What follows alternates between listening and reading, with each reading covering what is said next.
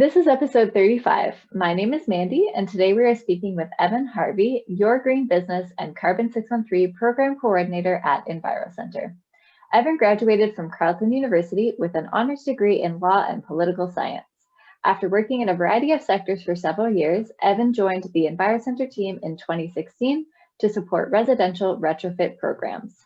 In 2019, he joined the Carbon 613 team to support local workplaces and businesses in measuring their environmental impact and pursuing their sustainability goals.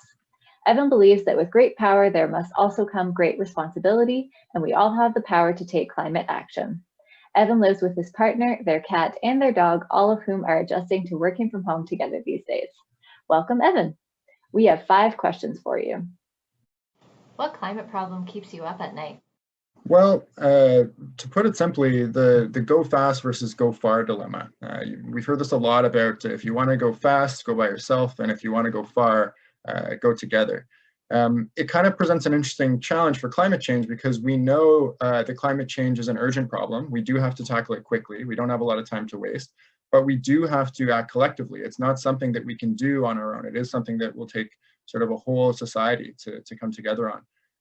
So it's a tricky thing, like waiting on others. If we all wait for each other, then that might be too slow to take action soon enough. But if we're all rushing in different directions and we're not collaborating, then we won't accomplish as much as we could. So practical individual actions, they're really important. And I think that everybody should be taking whatever ones they can to lead by those. But how do we take this a little bit further? What is the solution? That we all sort of collect, and we have sort of maybe a higher diversity of different people and opinions than we might have sort of in our home lives is in our workplaces. So workplace sustainability is an area that people can focus on that maybe has a slightly larger impact than just sort of in their individual home life or sort of how they get to and from different places. Work's a big part of our lives, so the impact there shouldn't be discounted. Most of us spend sort of 8 hours a day, 5 days a week working, more or less. So spending that time obviously does affect the planet in the same way that living our lives does. It does, like I said, allow you to inspire a few more people that might be outside of your regular circles in a workplace. And ultimately, workplaces are just a collection of people. There are 18,000 businesses in Ottawa, and there's an estimated potential there to cut approximately 2.1 million tons of carbon emissions just here in town. So there's a lot of potential emissions there, which means there's a lot of potential reductions. And it's a place, again, that individuals have some clout, somewhere that they can direct their energies outside of their own home. What's in the way?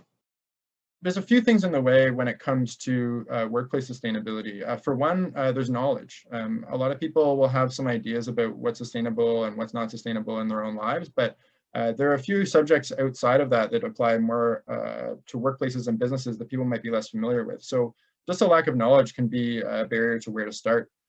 Capacity is also a big problem where people are busy at work. Obviously, we have jobs and we have things to get done. And so it can be a lot for someone to add to that and sort of be trying to tackle a sustainability problem or introduce sustainability into the workplace as well. There's also sort of a cultural barrier. Sometimes workplaces have been around for a while and they just do things a certain way. People are used to that way, they consider that efficient, and they don't want to sort of change. It's just something that people are resistant to. That can be a barrier. And finally, invisibility. Sustainability is a bit of an abstract concept. It's a little bit intangible to some people when they kind of can't see the impacts themselves. And businesses in particular like to be able to see outcomes, measure progress, look to sort of concrete information to make decisions. So those are all things that can be challenging for workplace organizations, but they're all surmountable. How can people help? In short, teaming up. Teaming up is the best way that you can sort of surmount these obstacles and help push things forward in this area. Within a workplace, starting what we like to call a green team, but some places like to call a sustainability committee, is critical. It spreads the workload away from one individual. It makes it more manageable. It keeps things on track because people are accountable to each other. Not to say that work doesn't get in the way and some things need to be delayed, but at least it keeps things going. It also, again, builds on that diversity of knowledge. Having more people on a team contributing means less individual research. There might be more subjects that are more within some people's comfort zones than others. So sharing a little bit of that burden will make a big difference. It also gathers like-minded staff together, and you'll be surprised how much that allows them to motivate each other and sort of build up that culture of sustainability in the workplace. People who are in the green team will feed off each other's energy. And those looking in from the outside will sort of feel like, hey, there's this cool team I might want to be a part of. That's something to think about, and it will really build interest in a way that you might not expect. And finally, an official sort of formalized green team can have reporting mechanisms for management. So demonstrating outcomes of different initiatives that they've taken so that there is some of that measurable progress that businesses like to see. And on a larger scale, your business could join a network, like something like we have in Ottawa, Your Green Business Online or the Your Green Business Hub. You can kind of think of this as like a workplace green team for sort of all the businesses in the city combined. We put together things like curated knowledge and resources that you can look through to save yourself some time knowing sort of what information is good and what information is bad. We can help you sort of introduce culture building activities to staff at your workplace so you can sort of build that momentum and that culture of sustainability. And it also connects you with other green teams at other organizations. So if you're tackling a problem for the first time, it might be that someone else tackled it last year or the year prior or is working on it right now, and you guys could spread some of that load out and work on it together. All of this, again, reduces the capacity burden on an individual business by sort of getting the whole network of businesses to work together. Some memberships, including our YGB Hub, also include direct one-on-one support, saves you further time, and even an impact tracking resource where we can help you quantify the GHG impact of your operations and measure your reductions over time. This is the best way to demonstrate outcomes and to build momentum for bigger changes at your organization and to really show the progress that's being made. And finally, a network like this allows you to be recognized outside of your organization and beyond your staff for the work that you're doing as a workplace or that you're doing as a green team. You can communicate successes out more widely. We recognize people with awards. It's a great way to let people know what you're doing, get that positive feedback, build your brand, which is just another outcome that people like to see. So all kinds of different benefits. That's here in Ottawa. There are other hubs in other cities around Ontario, but it's a great way to build up that capacity and really get started on this. What is the good future? It looks like a couple different things to lots of different people, I think, but I think at the end of the day, all of us want to see businesses taking a lead on reducing GHG emissions and taking climate action.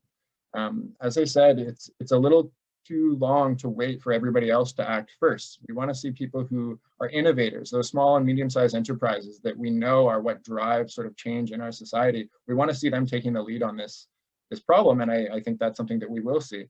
We also want to see that the best adapted businesses, those that adopt these sort of actions early, start to see the co-benefits earlier too, and become more competitive, more successful in their sectors and in their marketplaces by sort of getting ahead of that curve. You don't want to be the last one on the train because you're not going to have the greatest market share at that point.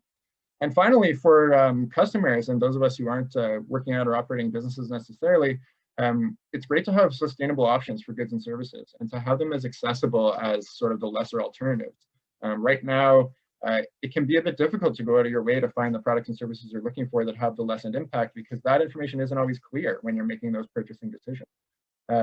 This is something that we could solve with a lot of transparency and a lot of reporting and businesses just, again, taking the lead and showing off the great work they're doing. And all of this at the end of the day, I think, leads to the one good future that we're all looking for, which is net zero for Ottawa. We want to be a community and a city that's not putting out more greenhouse gases into the atmosphere than we're removing. That's good for us, that's good for our province, that's good for our country, that's good for the whole planet long term. So that's the good future I'd look for. Thanks for joining us today. Before we sign off, we have asked our guests to share one last interesting Enviro fact to ponder. Here's what Evan wanted you to know. From 1980 to 2020, extreme weather cost $1.825 trillion. Munich Re, one of the world's largest reinsurance firms, blamed climate change for $24 billion of losses in the 2018 California wildfires. Thank you again for joining us, Evan. This was EnviroCentre's Green Room.